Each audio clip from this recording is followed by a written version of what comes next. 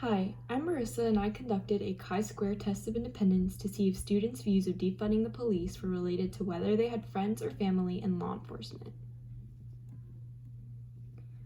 My sample drew from UT students and I collected 91 records from my survey. My stacked bar chart showed that 75% of students who said no to having friends or family in law enforcement supported defunding the police, as opposed to about 25% of students who said they did have friends or family in law enforcement. Essentially, they said yes to supporting defunding the police at different rates. As you can see, there is a visible difference between those who either supported or did not support defunding the police in the rates of those who did or did not have friends or family in law enforcement. These are my results. As you can see, no expected counts less than 5. In my expected counts table, I calculated a chi-square statistic of 15.63 and a p-value of 0.000077.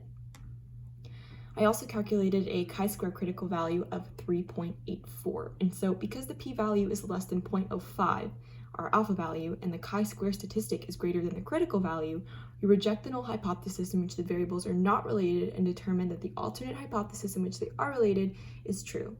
So students' views of defunding the police are related to whether they have friends or family in law enforcement.